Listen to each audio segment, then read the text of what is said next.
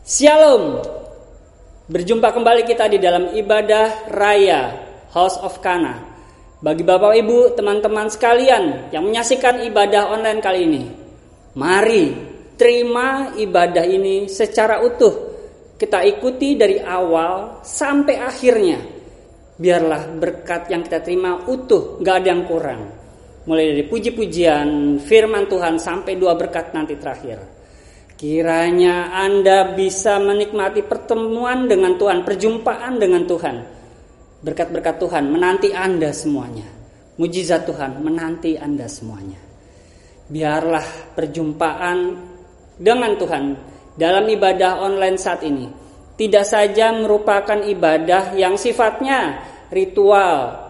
Setelah ibadah selesai, pertemuan kita dengan Tuhan sudah tidak ada lagi. Justru hal ini hanya merupakan bagian dari perjalanan kita bergaul akrab dengan Tuhan.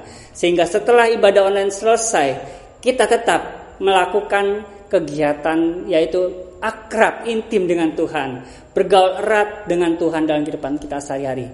Sebelum kita mulai ibadah, mari kita sama-sama satukan hati, kita akan berdoa. Terima kasih Tuhan Yesus, kami gak sabar Tuhan untuk memuji nama-Mu Tuhan. Biarlah Engkau mengetahui isi hati kami Tuhan. Kami rindu akan Engkau. Lihat hati kami semuanya. Kami lapar dan haus akan Engkau. Kami butuh Engkau karena kami mencintai Engkau ya Tuhan Yesus. Terima kasih Bapa, terima kasih. Jadikan hati kami hati yang subur untuk menerima firman-Mu juga terlebih Tuhan. Kau pakai hamba-hamba-Mu yang akan melayani pada saat ini Tuhan, yaitu saudara kami Niken dan juga Pastor Albert Tuhan. Pakai mereka dengan sungguh-sungguh, dengan segenap otoritas Kristus, sehingga apa yang mereka layani bagi kami semuanya Tuhan, boleh benar-benar mewakili Engkau sendiri yang melayani kami secara langsung pada saat ini. Terima kasih Bapak, terima kasih. Kami siap menerima mujizat-Mu, kami siap menerima pertolongan-Mu dan kemenangan dari Engkau. Di dalam nama Tuhan Yesus. Haleluya. Amin.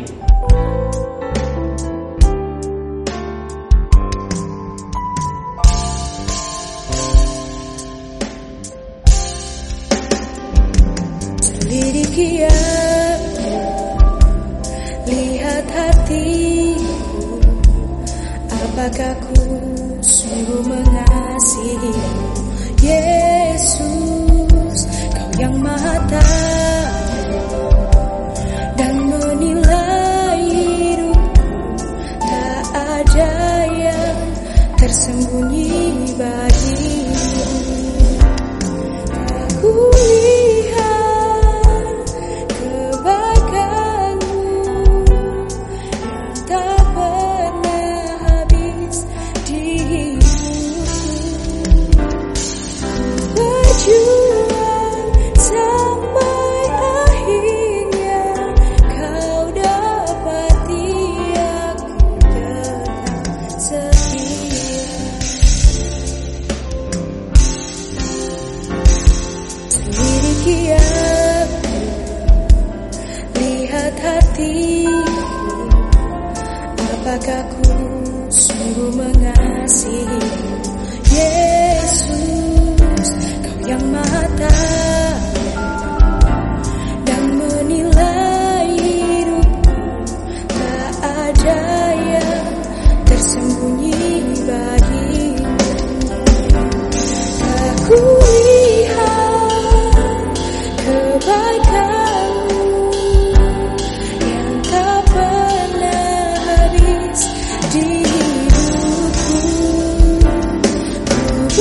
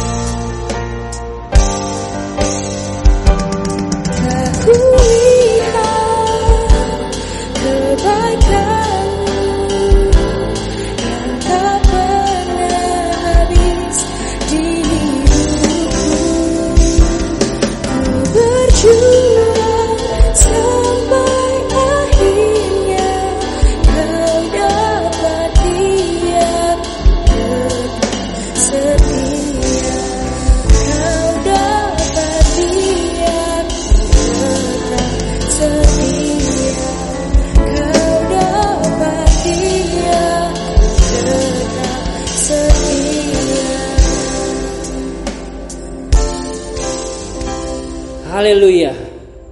Kita sudah melihat perbuatan Tuhan yang besar di masa lalu. Dan saya sangat percaya bahwa mujizat Tuhan, pertolongan Tuhan masih tersedia bagi Anda dan bagi saya. Mujizat Tuhan masih tersedia bagi Anda yang percaya bahwa Tuhan masih melakukan mujizat. Pasti terjadi di dalam nama Tuhan Yesus. Sebelum pesan jemaat ini akan disampaikan, saya secara pribadi dan mewakili seluruh keluarga besar Jemaat House of Kana menyampaikan ucapan terima kasih sebesar-besarnya. Pertama-tama untuk Bapak Christian dan Ibu Elizabeth yang pada sekitar Natal telah melayani seluruh jemaat yang membutuhkan, terlebih di tengah-tengah pandemi COVID ini. Boleh menjadi saluran berkat untuk menyalurkan sebagian berkat dari Tuhan bagi kita semuanya bersama-sama, seluruh jemaat House of Kana. Tuhan memberkati Anda berdua. Lalu saya juga dan seluruh jemaat berterima kasih untuk saudari Ruth Yohana yang telah melayani jemaat gereja anak dalam pengadaan hadiah Natal. Tuhan Yesus memberkati. Dan yang ketiga, saya pribadi dan seluruh jemaat juga berterima kasih untuk pelayanan yang gak terduga-duga dan secara sukarela dari Ibu Lucy, juga Pastor Gary dan Ibu Lydia yang tidak hanya dana tetapi dengan sukarela mendoakan dan melayani jemaat-jemaat yang sakit. Perlu diingat bahwa di tengah-tengah pandemi justru banyak orang tidak mau. Orang sangat berhati-hati untuk melindungi dirinya dari ancaman COVID. Namun mereka semuanya ini tadi yang namanya sudah saya sebutkan, justru mereka dengan penuh kasih mereka menjadi garda terdepan untuk membagikan kasih Kristus. Terlebih mereka sudah menempatkan diri mereka di dalam posisi yang sangat berbahaya di tengah pandemi ini. Di dalam 1 Korintus 15 ayat 58, Rasul Paulus dengan tuntunan Roh Kudus, dia menulis seperti ini. Karena itu saudara-saudaraku yang kekasih, berdirilah teguh, jangan goyah, giatlah selalu dalam pekerjaan Tuhan. Sebab kamu tahu bahwa dalam persekutuan dengan Tuhan, jerih payahmu tidak sia-sia. Saya katakan untuk teman-teman kita yang tadi melayani, yang namanya saya sebutkan, jerih payahmu tidak sia-sia. Bahkan dalam Matius 10 ayat 39, Tuhan Yesus sendiri, saya katakan Tuhan Yesus sendiri berkata, barang siapa mempertahankan nyawanya, ia akan kehilangan nyawanya. Dan barang siapa kehilangan nyawanya karena aku, ia akan memperolehnya. Maksudnya adalah bagi Anda, walaupun di tengah-tengah pandemi ini Anda sudah menabur, Anda menempatkan diri Anda, nyawa Anda di posisi yang sangat berbahaya, seolah-olah nyawa Anda disampingkan, yang penting adalah melayani Kristus. Maka Tuhan bilang, Anda tidak akan bisa kehilangan nyawa Anda. Saya tegaskan, artinya adalah keselamatanmu sudah termeterai. Walaupun bahaya ada di sekitar Anda, dan bahkan Anda menempatkan diri Anda seolah-olah seperti di tengah-tengah serigala yang bahaya, nyawa Anda tidak akan pernah hilang. Tuhan yang menjaminnya sendiri. Dan saya melihat bahwa saudara-saudara kita yang melayani tadi, mereka semuanya menggunakan dan menerapkan seluruh protokol kesehatan. Puji Tuhan. Seluruh jemaat terapkan protokol kesehatan. Tunggu sebentar lagi kita ada vaksin massal untuk seluruh masyarakat. Ikuti, biarlah kita memiliki herd immunity sehingga kita bisa sama-sama beribadah kembali. Pesan jemaat kali ini akan saya ambil dari Matius 4 ayat 3. Mari kita sama-sama membacanya.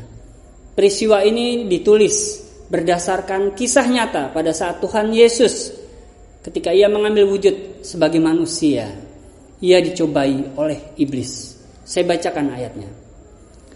Lalu datanglah si pencoba itu dan berkata kepadanya, Jika engkau ini anak Allah, perintahkanlah supaya batu-batu ini menjadi roti. Saya ulangi lagi. Jika engkau anak Allah, perintahkanlah supaya batu-batu ini menjadi roti. Perlu saya review sebelumnya. Iblis ini awalnya adalah makhluk sorgawi. Anda bisa membaca di dalam Yesaya 14. Pada saat itu iblis, dia tinggal di sorga. Namun ia ingin memiliki posisi lebih tinggi, menyamai Tuhan. Namun setelah ia memiliki pemikiran seperti itu, iblis pun dibuang ke dunia, dibuang ke dalam alam maut. Pada saat itu iblis terlontar dari sorga. Padahal sebelumnya iblis mengenal siapa itu Allah Bapa, siapa itu Tuhan Yesus, dan siapa itu Roh Kudus. Sehingga pada saat di dalam Matius 4 ini, iblis bertemu dengan Yesus. Iblis tahu siapa sebenarnya Yesus ini. Iblis tahu karena iblis pernah bertemu dengan Yesus. Dan ia tahu posisi Yesus sebenarnya adalah anak Allah yang maha tinggi. Dan ia berkata sebuah kata-kata yang sebenarnya dapat Yesus lakukan. Yaitu apa? Memerintahkan batu-batu menjadi roti. Saya mau tekankan di sini. Iblis paham benar bahwa Yesus bisa berkata-kata kepada batu. Yesus bisa memerintahkan di dalam bahasa Alkitabnya untuk menjadi roti. Yesus mampu melakukan perubahan. Dan hanya dengan kata-katanya aja, batu menjadi roti. Saudara-saudara sekalian, iblis tahu, iblis sadar sekali bahwa Yesus memiliki kuasa untuk mengubah batu menjadi roti. Apapun kondisimu, Yesus mampu mengubah segala kondisimu. Yang sakit menjadi sembuh, yang sedang kesulitan Tuhan ubah menjadi suasana yang menyenangkan. Mungkin Anda sedang kesepian, Tuhan mampu mengubah menjadi suasana hangat bersama kasih Kristus.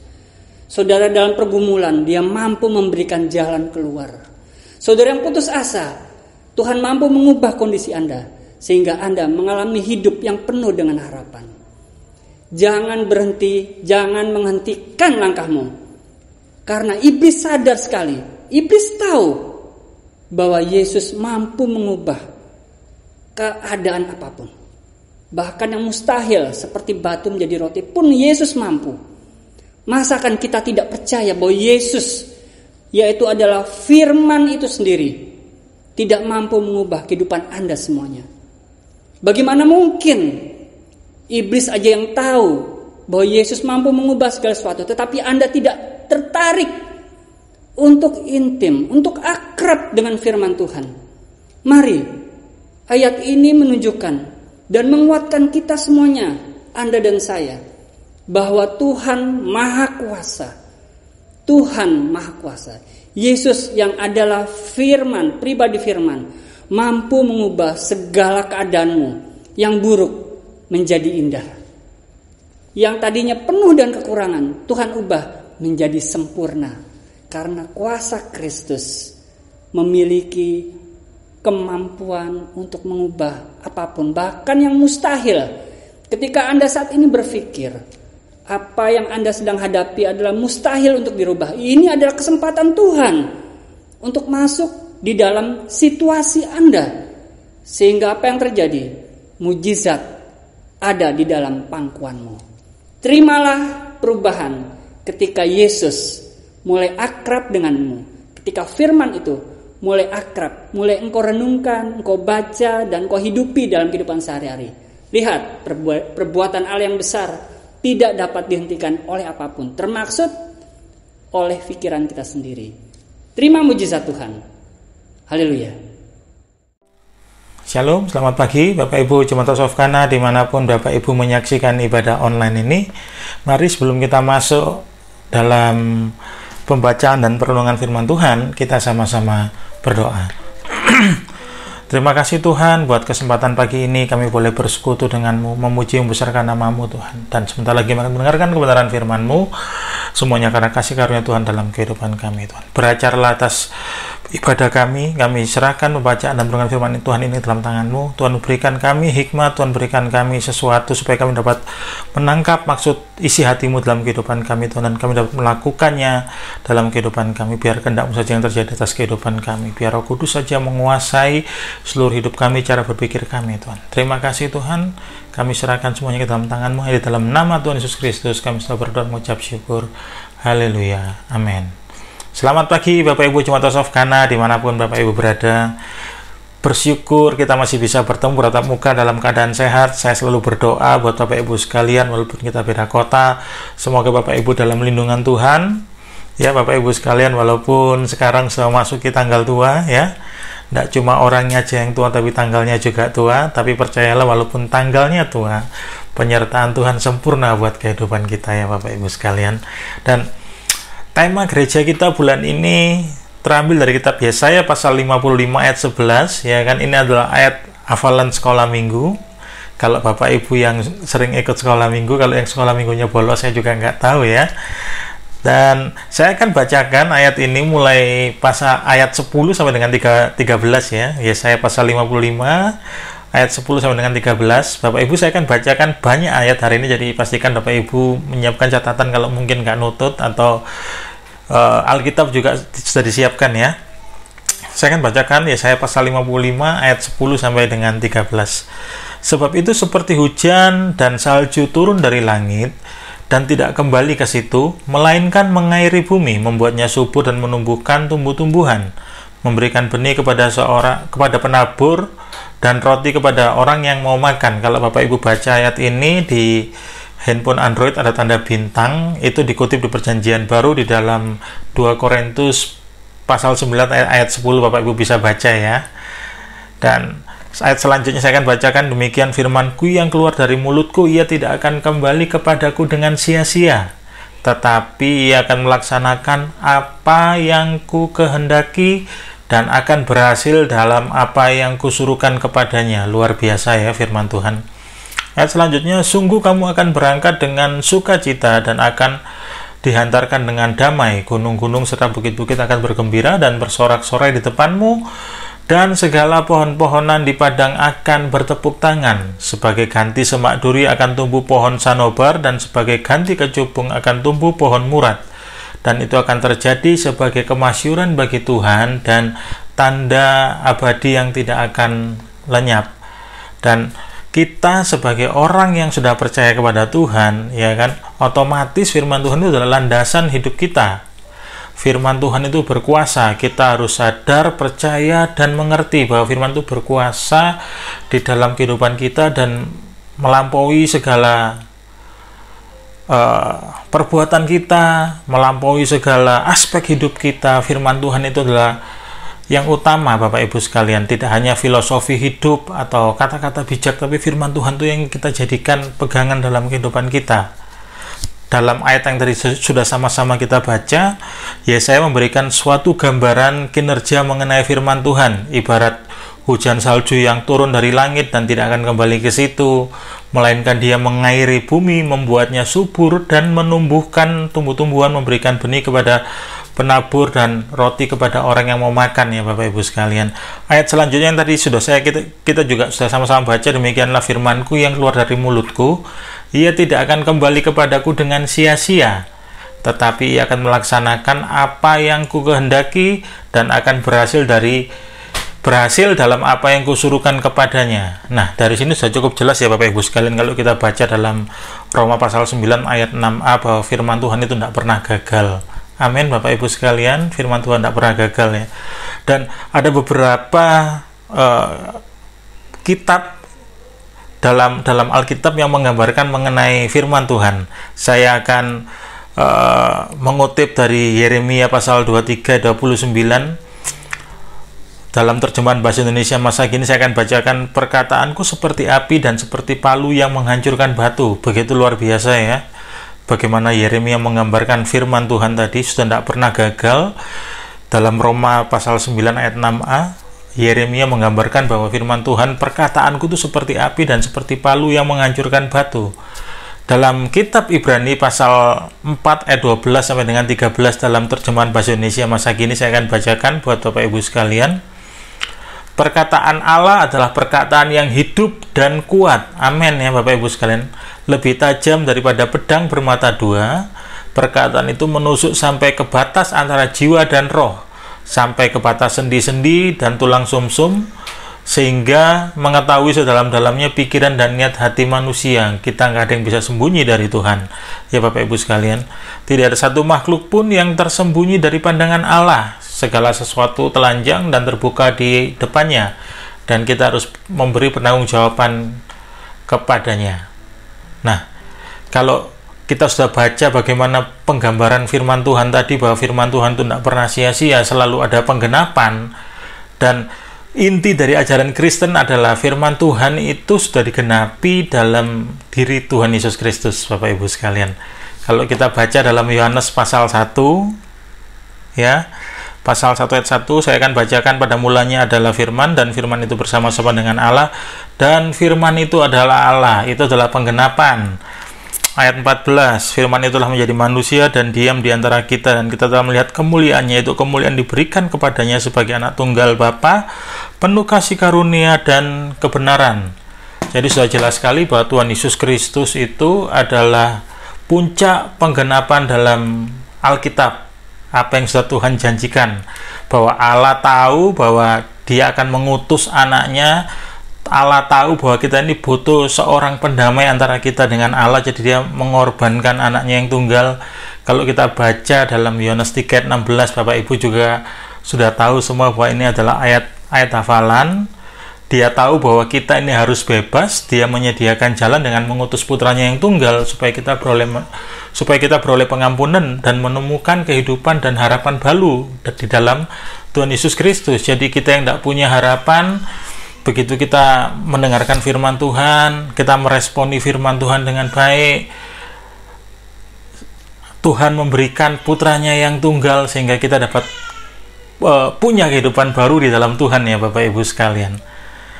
Jauh sebelum semuanya itu terjadi, kalau kita belajar dalam Alkitab, Perjanjian baru adalah penggenapan dari Perjanjian Lama, termasuk kelahiran Tuhan Yesus Kristus. Kalau tadi saya sudah singgung bagaimana Tuhan Yesus adalah puncak penggenapan dari firman Tuhan.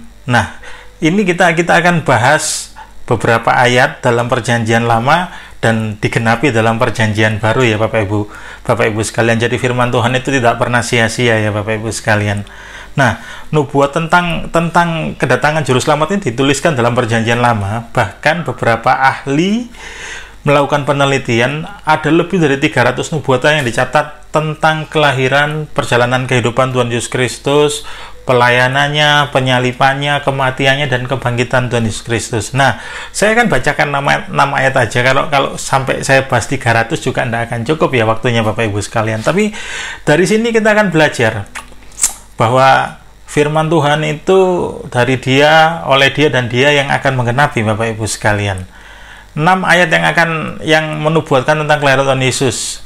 Saya akan bacakan ya Bapak Ibu. Kalau misalnya nggak sempat buka, Bapak Ibu bisa catat ayat, nanti bisa dibaca sendiri.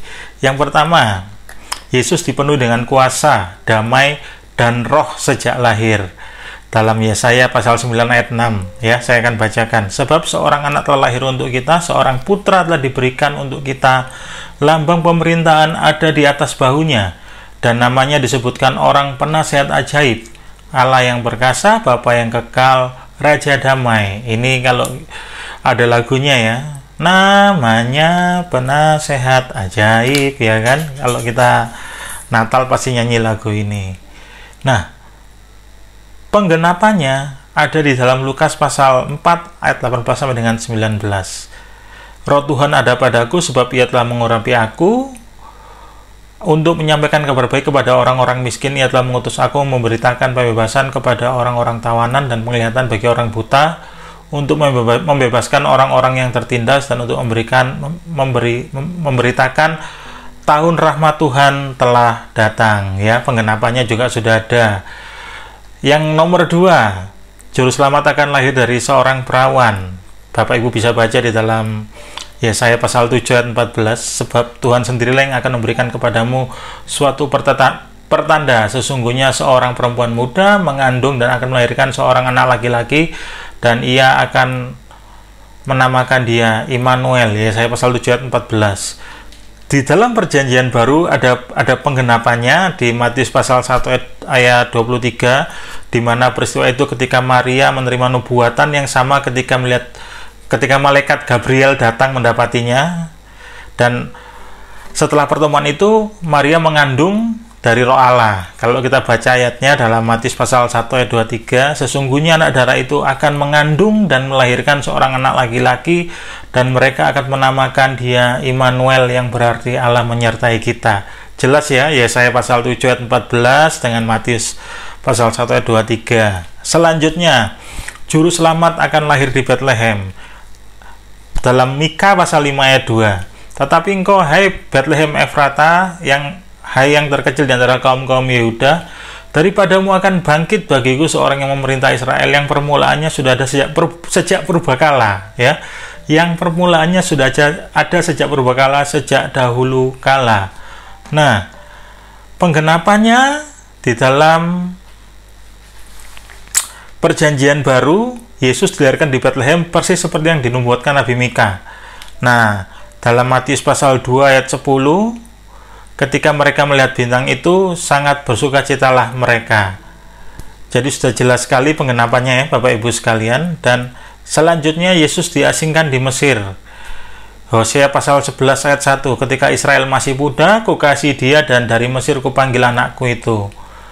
Nah, dalam penggenapannya di dalam Matius pasal 2 ayat 13, setelah orang Majus berangkat, nampaklah malaikat Tuhan kepada Yusuf dalam mimpi dan berkata, bangunlah, ambillah anak itu dan larilah ke Mesir dan tinggallah di sana sampai aku berfirman kepadamu, karena Herodes akan mencari anak itu untuk membunuh dia.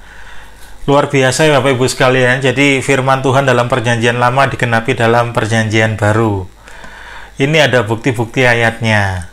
Nah, yang kelima, bintang memimpin orang Majus dalam Bilangan 24 ayat 17. Aku melihat dia tapi bukan sekarang, aku memandang dia tetapi bukan dari dekat. Bintang terbit dari Yakub, tongkat kerajaan timbul dari Israel, dan meremukkan pelipis-pelipis Moab dan menghancurkan semua anak-anak Set. Nah, penggenapannya dalam Matius pasal 2 ayat 1 sampai dengan 2, sesudah Yesus dilahirkan di Bethlehem, tanah Yudea pada zaman Herodes, datanglah orang-orang Majus dari timur dan Yerusalem bertanya-tanya, di manakah dia raja orang Yahudi yang baru dilahirkan itu? Kami melihat bintangnya di timur dan kami datang untuk menyembah dia. Luar biasa ya Bapak Ibu sekalian. Dan yang terakhir ini ya, Yesus menerima hadiah. Mazmur pasal 27 ayat 10 sampai dengan 11 saya akan bacakan. Kiranya raja-raja dari Tarsis dan pulau-pulau membawa persembahan-persembahan. Kiranya raja-raja dari Seba dan Seba menyampaikan upeti. Kiranya semua raja sujud menyembah kepadanya dan segala bangsa menjadi hambanya. Nah, penggenapannya orang Majus yang datang menyaksikan kelahiran Yesus Kristus membawa hadiah berupa emas, kemenyan, dan mur. Bapak Ibu juga bisa baca di dalam Matius pasal 2 ayat 11. Maka masuklah mereka dalam rumah itu dan melihat anak itu bersama Maria, ibunya, lalu sujud menyembah dia, dan mereka membuka tempat harta bendanya dan mempersembahkan persembahan kepadanya, yaitu emas, kemenyan, dan mur. Tadi sudah saya sampaikan bagaimana 6 ayat firman Tuhan dalam perjanjian lama digenapi dalam perjanjian baru Bapak Ibu sekalian. Jadi Tuhan tidak pernah berdusta terhadap dirinya sendiri ya Bapak Ibu sekalian. Dia adalah Allah yang selalu menepati janjinya dan tidak ada yang sia-sia dalam firman-Nya. Nah, jadi Yesus Kristus adalah bentuk mendasar dan utama dari firman Allah. Kemudian Alkitab adalah bentuk kedua dari firman Allah sebagai saksi. Jadi Alkitab itu mencatat sebagai saksi bagaimana perjalanan pelayanan Tuhan Yesus, firman Tuhan, peraturan-peraturan, saksi hidup, bagaimana konteks zaman dulu, bagaimana kita hidup di perjanjian lama, ayat-ayat perjanjian lama digenapi dalam perjanjian baru, bahwa itu sebagai saksi ya Bapak Ibu sekalian. Kita bisa baca dengan jelas sekali bagaimana Tuhan menggenapi janjinya. Dan bentuk ketiga adalah pemberitaan firman Tuhan yang seperti pembacaan firman Tuhan yang seperti saya lakukan ini, ya kan? Jadi gereja mesti didasarkan pada Alkitab atau firman Tuhan. Pusatnya adalah Tuhan Yesus, di mana Tuhan Yesus adalah puncak penggenapan firman Tuhan, ya Bapak Ibu sekalian. Nah, bagaimana dengan kaitannya dengan kehidupan sekarang, Bapak Ibu sekalian? Ada banyak dari kita yang ragu. Kok katanya ayat tadi semua sudah digenapi, tapi aku tidak pernah ngalami janji Tuhan dalam kehidupanku, ya kan? Mungkin kita baca Alkitab seperti ini, tapi kok hasilnya kok tidak seperti ini? Kita masih menanti janji Tuhan. Saya akan bacakan ayat dalam Ibrani pasal 36. Sebab kamu memerlukan ketekunan, supaya sesudah kamu melakukan kehendak Allah, kamu memperoleh apa yang dijanjikan itu, ya Bapak Ibu sekalian. Nah, Bapak Ibu tentunya sudah tidak asing dengan cerita dari Yosua, bagaimana Yosua disuruh mengelilingi tembok Yeriko. Kalau Bapak Ibu baca dalam Yosua pasal 6, ya Bapak Ibu sekalian, bagaimana Tuhan menjanjikan Yosua akan menyerahkan, saya akan bacakan aja ayatnya ya, Yosua pasal 6 ayat 2, ketahuilah aku serahkan ke tanganmu Yeriko ini beserta rajanya dan pahlawan-pahlawannya yang gagah perkasa. Jadi Yosua pasal 6 dimulai dengan Tuhan memberikan janji kepada Yosua bahwa tembok Yeriko akan roboh. Berfirmanlah Tuhan kepada Yosua, ketahuilah aku serahkan ke tanganmu Yeriko beserta rajanya dan pahlawan-pahlawan yang gagah perkasa, dalam Yosua pasal 6 ayat 2. Jadi singkat cerita, Yosua janjikan Tuhan. Tapi ketika Tuhan berjanji kepada Yosua, tidak serta-merta tembok Yeriko itu rubuh, Bapak Ibu sekalian. Jadi tidak serta-merta perubahan itu akan langsung terjadi, Bapak Ibu sekalian. Setelah Tuhan berfirman seperti itu, temboknya tidak rubuh kok. Ya kan? Ini kan sama dengan situasi yang kita hadapi. Mungkin Tuhan menjanjikan kita sebuah kesembuhan, tapi ternyata kita masih sakit, ya kan? Tuhan menjanjikan pemulihan atas pernikahan kita, tapi kenyataannya mungkin ada yang pernikahannya sedang menuju perceraian. Jadi Tuhan juga berjanji mungkin melepaskan kita dari beberapa kebiasaan buruk kita, kecanduan kita, tapi nyatanya sampai hari ini kita masih bergumul dengan kecanduan kita. Singkat cerita, Yosua diperintahkan Tuhan untuk mengelilingi tembok itu selama 7 kali. 7 kali putaran. Putaran pertama mereka berputar, nggak terjadi apa-apa. Putaran kedua mereka berputar, nggak terjadi apa-apa. Ini bayangan saya, Bapak Ibu sekalian. Kalau misalnya saya sebagai Tuhan dan melihat Yosua melakukan perintah saya, minimal saya akan kasih progres dia. Oh, Yosua sudah ngelilingi 1, minimal batanya jatuh 1, ya kan. Hari kedua mulai yang bagian atas sudah mulai retak-retak. Hari ketiga mulai temboknya bolong-bolong, sampai akhirnya tembok itu hari ke-7 runtuh. Itu kalau saya Tuhan. Tapi ternyata Tuhan tidak seperti itu. Hari pertama nggak terjadi apa-apa, hari kedua nggak terjadi apa-apa, hari ketiga nggak terjadi apa-apa, ya Bapak Ibu sekalian. Hari keempat nggak terjadi apa-apa, hari kelima sampai dengan hari keenam nggak terjadi apa. Yang terjadi, sesuatu yang luar biasa terjadi pada saat apa? Hari ke-7, Bapak Ibu sekalian, ya kan? Jadi kalau saya jadi Tuhan, mungkin saya akan melakukan hal-hal yang misalnya, oh ya wis, kamu lari hari ke-1 kamu keliling, temboknya tak retak, supaya Yosua tetap setia untuk mengelilingi tembok itu. Tapi Tuhan tidak seperti itu. Tuhan ingin mereka percaya pada kekuatan Tuhan dan bukan pada kekuatan mereka, Bapak Ibu sekalian. Tuhan ingin mengajarkan kepada mereka bahwa mereka berjalan bukan karena apa yang mereka lihat, tapi kepada janji Tuhan, Bapak Ibu sekalian. Nah, bagaimana dengan kita hari-hari ini? Kalau kita sudah dapat gambaran bagaimana firman Tuhan, bahkan kelahiran Tuhan Yesus itu sudah digenapi. Tuhan Yesus adalah puncak dari nubuatan firman Tuhan, inti dari segala firman Tuhan, ya Bapak Ibu sekalian. Sekarang tergantung kita itu mau percaya kepada Tuhan, mau percaya kepada kuasa Tuhan, atau kita mengandalkan kekuatan kita sendiri. Sudah jelas bahwa firman Tuhan tidak akan kembali dengan sia-sia.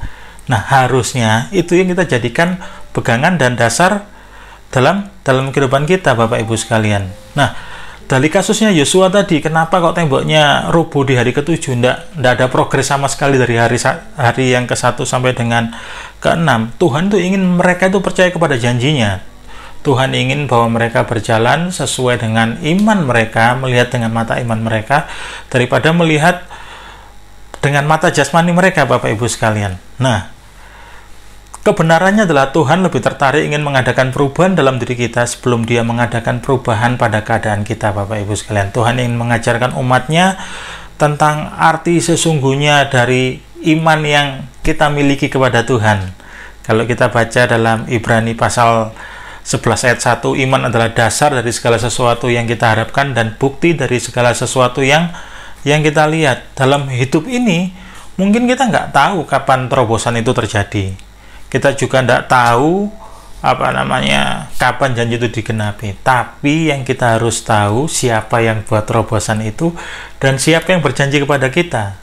Kalau Tuhan yang sudah buat janji, Dia tidak akan mengingkarinya, Bapak Ibu sekalian. Tugas kita adalah tekun untuk menanti janji Tuhan dan mengisi waktu kita untuk menanti janji Tuhan dengan kebenaran firman Tuhan, ya Bapak Ibu sekalian. Jadi apapun yang kita alami sekarang mungkin seakan-akan tidak terjadi sesuatu, percayalah bahwa Tuhan sedang bekerja dalam kehidupan Bapak Ibu sekalian. Nah, supaya kita tetap on the track dalam menanti janji Tuhan, kita perlu sekali untuk membaca firman Tuhan, merenungkan firman Tuhan siang dan malam, Bapak Ibu sekalian. Dan sebelum kita akhiri firman Tuhan hari ini, mari saya mengajak Bapak Ibu sekalian untuk tetap join di dalam grup baca Alkitab firman Tuhan. Kita sama-sama belajar, kita sama-sama menggali firman Tuhan, supaya kita dapat mengerti firman Tuhan lebih dalam lagi. Kita dapat mengerti proses kehidupan kita, kita dapat mengerti bagaimana kita mengisi waktu untuk menanti janji Tuhan, ya Bapak Ibu sekalian. Saya mengutip kata-katanya Martin Luther, cukup keras ya dia bilang bahwa saya telah membuat perjanjian dengan Allah sehingga Dia tidak mengirimkan kepada saya wahyu atau mimpi-mimpi atau malaikat. Nah, ini yang menarik, karena saya sudah cukup puas dengan karunia firman Allah melalui Alkitab yang memberi saya banyak petunjuk dan segala hal yang perlu saya ketahui, baik untuk kehidupan ini maupun kehidupan yang akan datang. Luar biasa ya, Martin Luther itu kata-katanya bahwa sudah, aku tidak mau dapat mimpi, tidak mau dengar kata-kata, tidak mau minta Tuhan untuk mengirimkan malaikat supaya malaikat itu berwahyu kepada dia, tapi dia bilang bahwa saya sudah cukup puas dengan karunia firman Allah karena melalui Alkitab yang memberi saya banyak petunjuk dari segala hal yang saya perlu ketahui, baik untuk kehidupan ini maupun untuk kehidupan datang. Artinya apa? Guidance-nya untuk kehidupan kita yang datang sudah dipersiapkan Tuhan, Bapak Ibu sekalian. Janji-janji Tuhan sudah disiapkan buat kita semua. Karena itu marilah kita membaca, merenungi dan mencamkan firman Allah di dalam nama Tuhan Yesus dan Roh Kudus untuk membimbing kita dalam keseharian kita, sehingga kita dapat menjadi dutanya Tuhan. Orang dapat melihat Kristus dalam kehidupan kita. Terlebih lagi orang dapat melihat bahwa Tuhan yang kita sembah adalah Tuhan yang tidak pernah mengingkari janjinya. Dia selalu menepati janjinya dalam kehidupan kita, ya Bapak Ibu sekalian. Dan firman Tuhan selesai, dan mudah-mudahan kita dapat menangkap pesan yang kita sampaikan dan kita dapat bertumbuh ke arah yang lebih baik dalam setiap kehidupan kita. Sekian Bapak Ibu sekalian, dan Tuhan memberkati. Mari kita sama-sama berdoa. Mengucap syukur buat kebenaran firman yang sudah kami dengar, Tuhan. Biarlah firman yang kami dengar dapat berakar, bertumbuh, berbuah, sehingga orang dapat melihat Kristus dalam kehidupan kami. Kami percaya janji-Mu ajaib dalam kehidupan kami, ya Tuhan. Ajar kami untuk tetap setia, tetap mengasihi Engkau dalam keadaan apapun, ya Tuhan. Karena Engkau sudah mengasihi kami terlebih dahulu. Apapun pergumulan kami, kiranya Tuhan berikan jalan keluar. Kami berdoa buat gereja kami berdoa untuk gembala kami berdoa buat seluruh jemaat yang membutuhkan pertolongan. Kami juga berdoa buat kota kami juga berdoa buat negara kami, pemerintah kami, ya Tuhan. Biar roh damai sejahtera Allah turun atas yang kami sebutkan tadi ya Tuhan. Terima kasih Tuhan, biar Engkau sendiri yang menuntun kehidupan kami hari lepas hari melalui firman-Mu ya Tuhan. Hanya di dalam nama Tuhan Yesus Kristus kami sudah berdoa mengucap syukur. Haleluya. Amin. Selamat hari Minggu Bapak Ibu sekalian, sampai bertemu di ibadah selanjutnya dan Tuhan memberkati. Puji Tuhan, kita sudah memuji nama Tuhan, kita sudah mendengarkan firman Tuhan yang disampaikan oleh Pastor Albert. Kiranya firman Tuhan itu tidak kembali dengan sia-sia. Haleluya, saya mengucap syukur bahwa hanya Tuhan Yesus yang mengatakan bahwa firman-Nya tidak akan pernah kembali dengan sia-sia. Agama apapun, Tuhan siapapun yang mengaku Tuhan tidak mampu memberikan jaminan bahwa firman-Nya tidak berkuasa. Mari, terima firman Tuhan, lakukan dalam kehidupan kita sehari-hari. Lihat, mujizatnya masih tersedia bagi Anda. Angkat tangan Bapak Ibu teman-teman, terimalah berkat di dalam nama Tuhan Yesus. Kiranya roh takut akan Tuhan turun, Kau berikan roh lapar dan haus akan Tuhan. Hamba meteraikan Tuhan rasa lapar dan haus akan firman Tuhan ini dalam hati kami sekalian. Terima kasih Bapak, terima kasih, berkati tangan-tangan kami, berkati usaha kami, pekerjaan kami, bisnis kami, studi kami, karir kami, semua aspek kehidupan kami Kau berkati, Kau masuk Tuhan dalam setiap segi kehidupan kami. Kesehatan kami juga Kau jaga sekalian. Terima kasih Tuhan Yesus, Kau berkati pemerintah kami dari atas sampai yang terendah, Kau berkati, Kau jaga Tuhan dan integritas dari sorga. Terima kasih Tuhan Yesus, terima kasih. Kami tutup ibadah ini dan kami terima berkat ini di dalam nama Tuhan Yesus. Haleluya. Amin. Tuhan Yesus memberkati.